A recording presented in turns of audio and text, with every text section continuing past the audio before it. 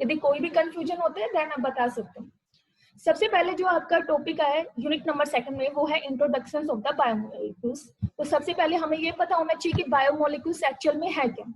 तो biomolecules mainly यहाँ पे 2 वर्ड से आए हैं। एक है यहाँ पे bio and second is the molecules. Bio means आप सबको पता है क्या होता है, लिविंग, एंड मोलिक्यूल्स, मोलिक्यूल्स क्या होते हैं, जो एटम से मिलके बना हो, that is the molecules. Molecules है लिविंग ऑर्गेनिजम्स में पाए जाए तो उसी को हम क्या बोल रहे हैं, बायो मोलिक्यूल्स है। जैसे कि सेल है, सेल मीन्स की सबसे स्मॉलेस्ट इकाई हमारी लाइफ की। जैसे कि आपका जो हाउस है वो मेनली किससे मिलके बना होता है, ब्रिक से। सेम थिंग जो ह्यूमन की जो बॉडी है, जैसे कि हाउस है ये मेनली बना होता है ब्रिक से, एंड जो ह्यूमन की जो बॉडी है वो मेनली किससे मिलके बनी होती है, सेल से। तो सेल है, उसके अंदर डिफरेंट टाइप के मॉलिक्यूल्स प्रेजेंट होते हैं और हर मॉलिक्यूल्स का अपना क्या होता है, एक फंक्शंस होता है। तो उसी को हम क्या बोल के जा रहे हैं, सेलुलर पूल। मीन्स की सारे के सारे मॉलिक्यूल्स है सेल के अंदर प्रेजेंट है और ये अपना एक फंक्शंस को परफॉर्म कर रहा है। ऐसे को हम क्या बोलते हैं, सेलुलर पूल। क्लियर। नेक्स्ट यदि हम बायोमोलिक्यूल्स की बात करें तो ये ऑर्गेनिक भी हो सकता है एंड इनऑर्गेनिक भी। It may be the organic and the inorganic. तो ऑर्गेनिक में कौन सा होगा, जो क्या रखे, कार्बन एटम्स। लेकिन यदि वो कार्बन एटम नहीं रखे दैट इज द कैसा हो जाएगा, इनऑर्गेनिक। तो this is the organic and the inorganic.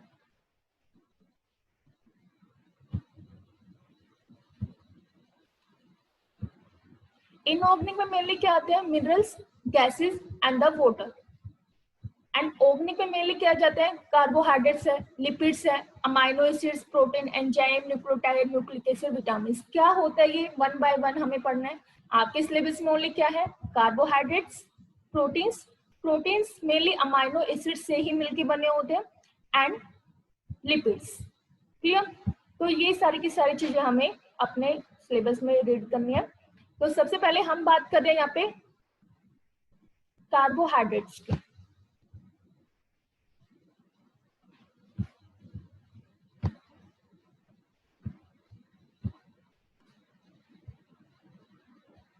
Wait for few minutes.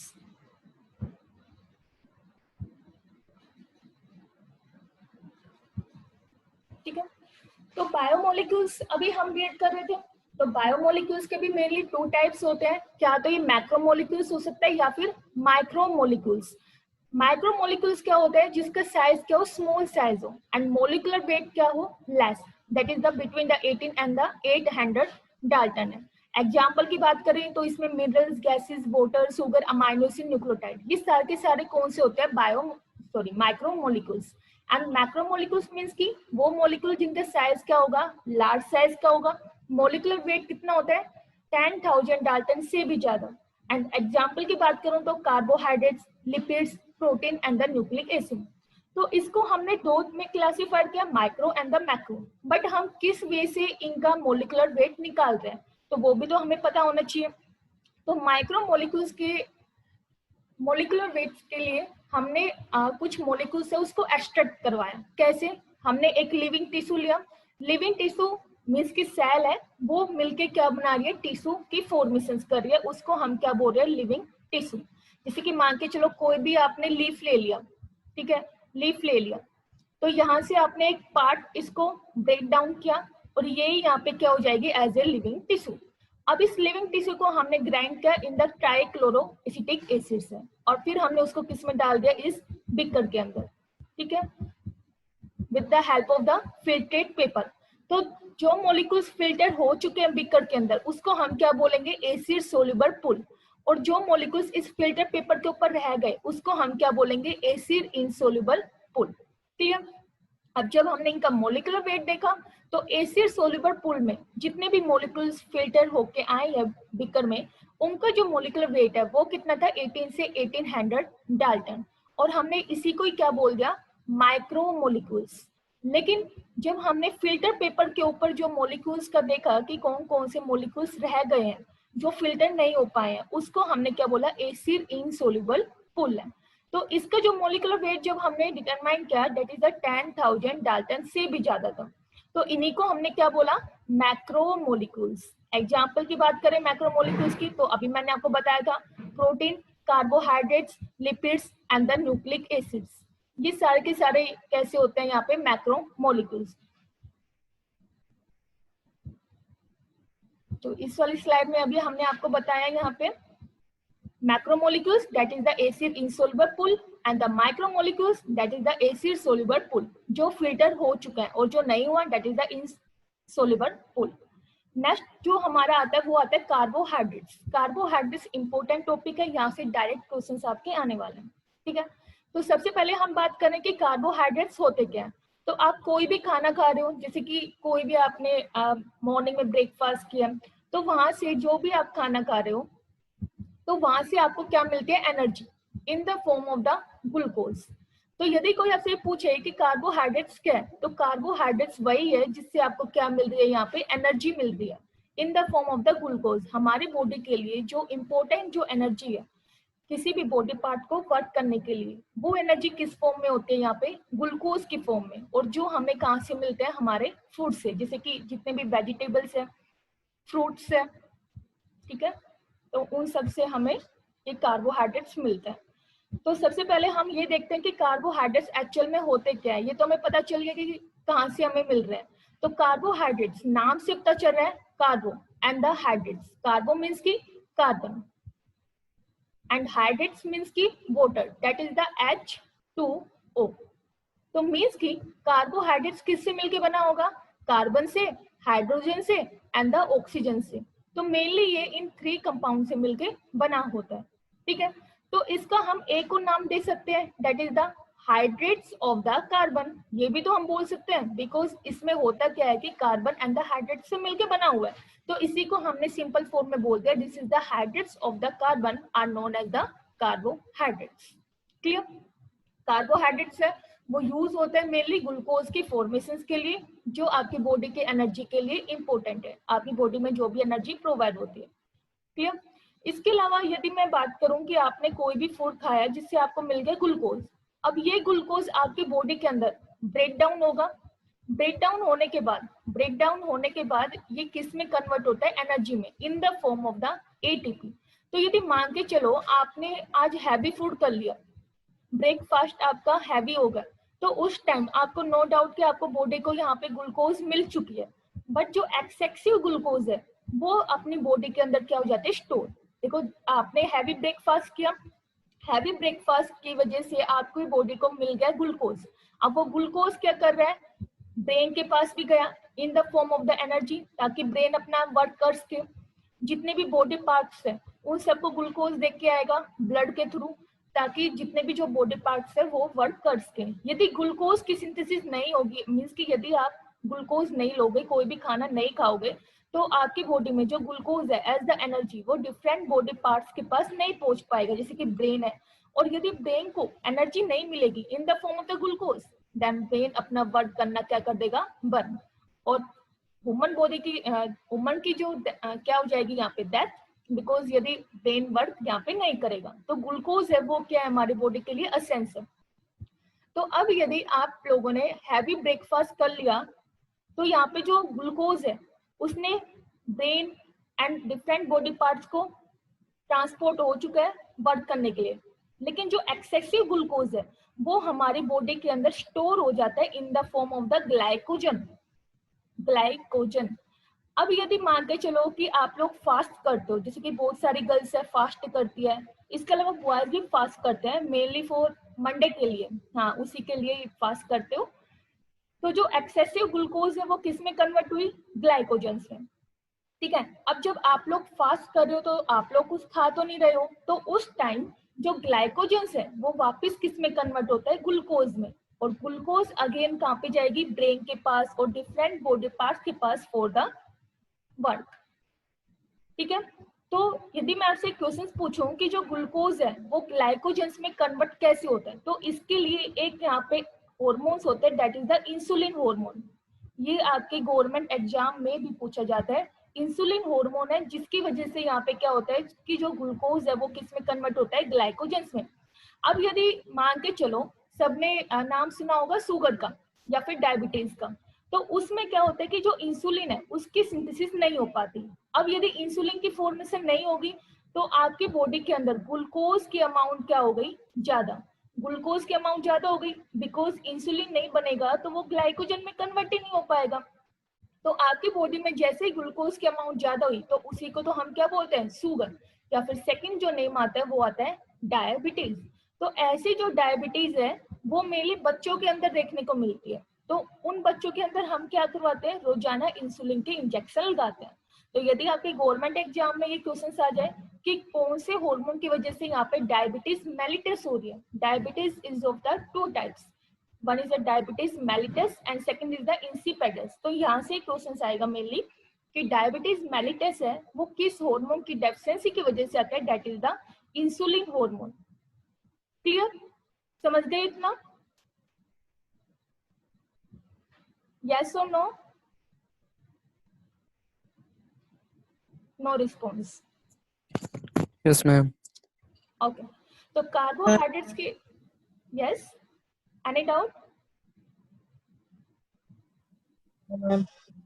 यदि हम कार्बोहाइड्रेट्स की बात करें तो कौन कौन से में प्रेजेंट होता है, जैसे कि फ्रूट्स है, वेजिटेबल्स है, जितने भी आपके मिल्क और मिल्क प्रोडक्ट्स है। कार्बोहाइड्रेट्स की जब हमने बात की तो हमें पता चल गया कि ये carbon, hydrogen and the oxygen से मिलकर बना हुआ है। तो यहाँ पे जो हाइड्रोजन एंड द ऑक्सीजन का जो रेशो है वो होता है 2:1। ठीक है, कार्बन है वो ओनली 1 है, हाइड्रोजन है वो यहाँ पे 2 होगा and oxygen also the 1।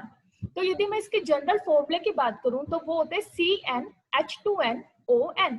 N means है यहाँ पे number of the carbon atom.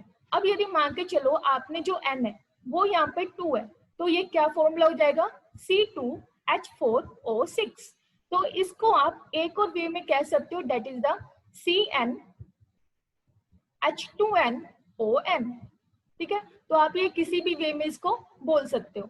अब यदि यहाँ पे हम बोलें कि जो नंबर ऑफ द कार्बन है 6 हो जाए तो उसको हम क्या फॉर्मूला आ जाएगा यहाँ पे, C6H12 एंड द O6। और यही फॉर्मूला मेनली किसका होता है, यहाँ पे ग्लूकोज का। क्लियर, जो एज ए यूज होते हैं एनर्जी की फॉर्म में।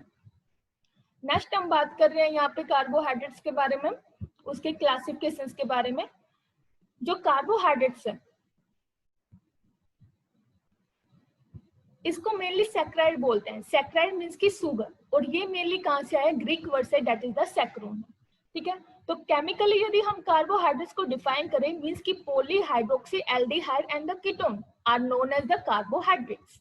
अब इसके नेम से पता चल रहा है, पॉलीहाइड्रोक्सी मीन्स की OH ग्रुप है वो बहुत सारे रहेंगे, that is the many hydroxylic group और द अल्कोहलिक ग्रुप। इसके अलावा क्या होगा, एक कार्बोनाइल ग्रुप।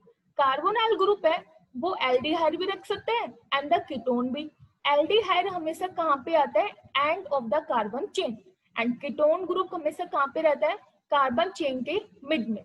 तो वो कार्बोहाइड्रेट्स जो एल्डिहाइड ग्रुप रखे ऐसे कार्बोहाइड्रेट्स को हम क्या बोलते हैं, एल्डोज।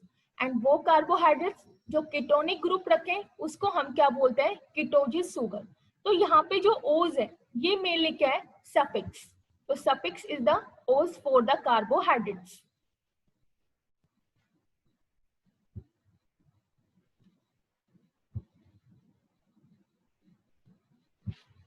तो ये जो नॉर्मल स्ट्रक्चर्स आप देख रहे हो aldoses and the ketoses sugar की। एल्डोजिस शुगर अभी आपको बताया जो क्या रखे, aldehyde group, that is the CHO, जो कहाँ पे रखेगा, end of the chain. And ketoses sugar वो जो मेनली क्या रखे यहाँ पे, कीटोनिक ग्रुप, लेकिन कहाँ पे, मेनली मिडिल पोजीशंस के ऊपर, और वो भी कौन सी, सेकंड कार्बन की पोजीशंस के ऊपर। तो ऐसे शुगर्स को हम क्या बोलते हैं यहाँ पे, कीटोजिस शुगर। तो इस डायग्राम से आपका और जरा यहाँ पे क्लियर हो जाएगा। This is the aldoses sugar and this is the ketoses sugar. This is the aldehyde group, hydroxyl group, and ये जो इसका कंप्लीट करने के लिए जो है एक कार्बन की मीन्स की 4 यहाँ पे वैलेंसी, इस कार्बन की आप देख सकते हो 4 valency complete, and second carbon पे इज द कीटो ग्रुप। तो ऐसी शुगर्स को हमने बोला कीटोजिस शुगर। एग्जांपल की बात करूं तो एल्डोजिस शुगर का एग्जांपल है glyceraldehyde and the ketoses sugar का एग्जांपल है डाईहाइड्रोक्सी एसीटोन। नेक्स्ट यदि मैं इसके क्लासिफिकेशंस की बात करूं, कार्बोहाइड्रेट्स के क्लासिफिकेशंस की, तो मेनली हम इसको 3 में क्लासिफाइड करते हैं। सबसे पहले हम इसको 2 में क्लासिफाइड करते हैं, simple carbohydrates and the complex carbohydrates. Simple carbohydrates वो है जो एक या दो शुगर से मिलके बना हो, एंड कॉम्प्लेक्स जो दो शुगर से ज्यादा शुगर से मिलके बना हो। तो सिंपल कार्बोहाइड्रेट्स में मेनली 2 टाइप्स आते हैं, एक आता है मोनोसैकेराइड और एक आता है डाइसैकेराइड। लेकिन कॉम्प्लेक्स कार्बोहाइड्रेट्स में आते हैं मेनली पॉलीसैकेराइड।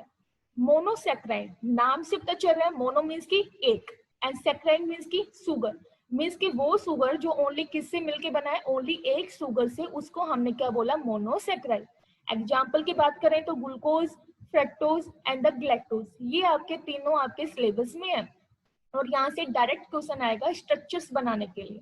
डाइसैकेराइड्स की यदि मैं बात करूं तो अगेन नाम से पता चल रहा है, di and the saccharide. Di means की दो, सैकेराइड मीन्स की शुगर, मीन्स की दो शुगर से मिलके बना हुआ है, एंड पॉली मीन्स की जो बहुत ज्यादा शुगर से मिलके बना हो, ऐसे कार्बोहाइड्रेट्स को हम क्या बोलते हैं, पॉलीसैकेराइड। क्लियर? तो सबसे पहले हम बात कर रहे हैं मोनोसैकेराइड्स की। यहाँ पे मोनोसैकेराइड्स का सिंपल कार्बोहाइड्रेट्स है, एक शुगर यूनिट से मिलके बना हुआ है। इसका जो फॉर्मूला है वो सेम है जैसे कि कार्बोहाइड्रेट्स में था, CnH2ON। N is the number of the carbon atom. तो यहाँ पे जो कार्बन एटम के नंबर है वो कितने होते हैं, 3 से 7। मीन्स की यदि मैं कहूँ कि यहाँ पे carbon atom, that is the carbon atoms है वो है नंबर इसके 3, तो इसका फॉर्मूला क्या हो जाएगा, C3H6O3। बट ये अभी भी कितने शुगर से मिलके बना हुआ है, ओनली एक ही शुगर से मिलके बना हुआ है, because this is the monosaccharide. ठीक है, मोनोसैकेराइड है बिकॉज ये एक शुगर से मिलके बना हुआ है, लेकिन इस शुगर के अंदर कार्बन के ऊपर हमने इसको अगेन क्लासिफाइड किया गया है नंबर ऑफ द कार्बन के ऊपर कि कितने हैं यहाँ पे। तो on the basis of carbon atom be classified into the different types. One is the triose. Triose means कि कितने नंबर होंगे यहाँ पे कार्बन के, 3, मीन्स की कार्बन इज द 3, तो इसका फॉर्मूला क्या हो जाएगा, C3H6O3। एग्जाम्पल की बात करें तो एक है गिल्सर्डीहाइड और एक है डाईहाइड्रोक्सी एसीटोन। सेम टेट्रोज की बात करें, number of the carbon atom है 4, एग्जाम्पल है इरिथ्रोज। पेंटोज की यदि बात करें तो number of the carbon atom है 5, example is the ribose, ribulose and the deoxyribose. Hexose की बात करें तो number of the carbon atom है 6, example is the glucose, galactose, fructose, and heptose is the number of the carbon atom 7। Clear? तो सबसे पहले मैं आपको बता रही हूँ ट्रायोज की स्ट्रक्चर कैसे बनती है, देन बाकी आप सब खुद ही बना लोगे स्ट्रक्चर यदि आपने यहाँ से एक बार सीख लिया तो। ट्रायोज की बात करनी है, ट्रायोज इज द कितने नंबर, 3 कार्बन, फॉर्मूला था CnH2nOn। तो मीन्स कि यहाँ पे सबसे पहले कार्बन नंबर है, कार्बन नंबर यहाँ पे कितने हो जाएंगे, 3। ठीक है, तो this is the first carbon, second carbon and the third carbon. एक कार्बन की वैलेंसी 4। ठीक है, तो यहाँ पे सारे के सारे कार्बन की वैलेंसी क्या है, कंप्लीट है। अब मैंने आपको स्टार्टिंग में बताया था कि जो ट्रायोज है उसके 2 एग्जांपल है, एक है गिल्सर्डीहाइड और एक है डाईहाइड्रोक्सी एसीटोन। तो हमने इस 2 एग्जांपल को अलग अलग शुगर में क्लासिफाइड किया, एक वो शुगर जो कैसी है, एल्डोज, और एक वो शुगर जो कौन सी है, कीटोज। एल्डोज शुगर में मैंने आपको बताया था कार्बन नंबर फर्स्ट के ऊपर कौन सा होगा, एल्डिहाइड ग्रुप, उसी शुगर को हम क्या बोल रहे हैं, एल्डोज शुगर। बट जब ट्रायोज की बात आ रही है तो कार्बन तो कितने होंगे, 3, first carbon, second carbon and this is the third carbon. ठीक है, first, second and the third carbon. तो फर्स्ट कार्बन के ऊपर aldehyde group, second carbon normal H and the OH and third carbon CH2OH। तो ये किसका हो गया, गिल्सर्डीहाइड। लेकिन जब हम डाईहाइड्रोक्सी एसीटोन की बात कर रहे हैं तो this is the first carbon, second carbon and this is the third carbon. तो सेकंड कार्बन के ऊपर आप सब देख सकते हो कि यहाँ पे क्या है, ketonic group, that is the carbonyl carbon यहाँ पे प्रेजेंट है। तो ये जो शुगर है ये कैसी होती है, कीटोजी शुगर। एग्जाम्पल की बात करें तो डाईहाइड्रोक्सी एसीटोन। अब इसके बाद मैं आपको यहाँ पे बता रही हूँ D and the L form. तो D and the L form आप सबको ऑलरेडी पता है, डी मीन्स की यहाँ पे होता है डेस्ट्रो एंड एल मीन्स की लिवो। ये हमने किस बेसिस का नेम दिया, on the basis of the OH position. यदि OH है राइट साइड प्रेजेंट है दैट इज द डेस्ट्रो, और यदि OH एल साइड है तो हम उसको क्या बोलते हैं, लिवो। यदि आप लोगों ने कभी ध्यान दिया हो, गर्मियों के सीजन में हम पीते हैं ग्लूकोन डी, तो ग्लूकोन के सामने भी यहाँ पे डी लिखा रहता है, this is the glucose D. तो यहाँ से हम इसको डी क्यों बोल रहे हैं, बिकॉज यहाँ पे जो ग्लूकोज होती है वो कौन सी होती है, डेस्ट्रो की फॉर्म में, this is the D form. Clear? तो दिस इज द, आप देख सकते हो डिफरेंट टाइप्स की यहाँ पे शुगर है, एल्डोज कीटोज की। मेनली ये है ट्राइसेक्राइड, मींस कि number of the carbon atoms कितने हैं यहाँ पे, 3। Number of the carbon atom 3। Triose sugar है, एल्डिहाइड है फर्स्ट कार्बन के ऊपर, तो ये है गिल्सर्डिहाइड, मींस कि एल्डोज शुगर। सेकंड कार्बन के ऊपर कीटोनिक ग्रुप है, तो ये किसके अंदर आ जाता है, ketoses sugar. Example is the dihydroxy acetone. But इसके अंदर सेम यहाँ पे ट्राइओस ही है, ठीक है। लेकिन यहाँ पे आप देखिए नंबर ऑफ द कार्बन 1 2 3 4 5, तो 5 कार्बन के लिए हम क्या बोलते हैं, पेंट, एंड ओज सफिक्स फॉर द शुगर। तो यदि यहाँ पे इसके फर्स्ट पोजीशंस के ऊपर एल्डिहाइड ग्रुप आ रहा है, तो ये यहाँ पे कैसा होगा, पेंटोज शुगर का एल्डोजिस फॉर्म में। और यदि यहाँ पे सेकंड पोजीशंस के ऊपर कीटोनिक ग्रुप हो जाता और फर्स्ट जो पोजीशंस है वो क्या रहते हैं यहाँ पे normal, that is the CH2OH, तो ये जो पेंटोज शुगर है वो किस फॉर्म में होती है, यहाँ पे कीटोजिस की फॉर्म में। क्लियर? बना लोगे सारी पोजीशन, सारी स्ट्रक्चर्स की फॉर्मेशन कर सकते हो, सिर्फ कुछ नहीं करना, कार्बन नंबर लर्न करना है। ट्राइओस के लिए 3, ये आपको ऑलरेडी पता है, टेट्रोस के लिए 4, पेंटोस के लिए 5, हेक्सोस के लिए 6 एंड द हेप्टोस के लिए 7। एल्डोज शुगर बनाएंगे तो फर्स्ट पोजीशंस के ऊपर एल्डिहाइड, कीटोजिस शुगर बनाएंगे तो सेकंड पोजीशंस के ऊपर यहाँ पे क्या आएगा, carbonyl group, that is the ketonic group. Examples आपको यहाँ पे लर्न करने पड़ेंगे, बट आके जो एग्जाम में आता है वो आता है मेनली ग्लूकोज। तो सबसे पहले यदि मैं बात करूं इसमें D एंड द L की form, D is the dextro and the L is the levo. ये आप देख सकते हो, यदि यहाँ पे OH ग्रुप है वो कायरल सेंटर के ऊपर राइट साइड हो, this is the D, and chiral carbon के ऊपर लेफ्ट साइड हो, this is the L। Chiral carbon क्या होता है, वो कार्बन जिसकी चारों पोजीशंस क्या होती है, डिफरेंट एटम्स के साथ बाउंडेड होती है। तो यहाँ पे ओनली क्या है, CHO, यहाँ पे क्या है CH2OH, यहाँ पे है OH एंड यहाँ पे H। तो ये जो सेंटर वाला कार्बन है ये यहाँ पे कैसा होगा, chiral carbon, also known as the asymmetric carbon. तो इस कार्बन की पोजीशंस के ऊपर ही डिसाइड किया जाता है कि OH ग्रुप यदि राइट साइड है दैट इज द डेस्ट्रो और लेफ्ट साइड है दैट इज द लिवो। तो ये जो एग्जाम्पल है यहाँ पे ग्लूकोज का, ग्लूकोज मीन्स की हेक्सोस का एग्जाम्पल अभी आपको बताया था, कार्बन कितने होंगे 6, 1 2 3 4 5 एंड द 6। तो यहाँ पे आप देख सकते हो कि OH ग्रुप है वो कहाँ पे, राइट साइड। इस वाले को अभी काउंट नहीं करना है, इसका भी बताती हूँ लॉजिक। तो जो OH ग्रुप है वो कहाँ पे है, राइट साइड। तो ये कैसी ग्लूकोज है, डी फॉर्म। यदि यहाँ पे OH ग्रुप है वो लेफ्ट साइड है तो हम उसको क्या बोलेंगे, एल ग्लूकोज है, ठीक है। बट ग्लूकोज की जो थर्ड पोजीशन है वो चेंज होती है, क्यों होती है उसके बारे में भी अभी हम बात करते हैं। Wait for 2 minutes.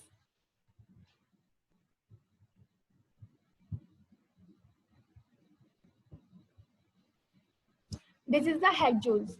हेक्सोस अभी बताया मोनोसैकेराइड है, दैट इज ओनली एक शुगर से ये मिलके बना होगा, ओनली 1 शुगर। बट यहाँ पे जो कार्बन है वो कितने होंगे, number of the carbon is the 6।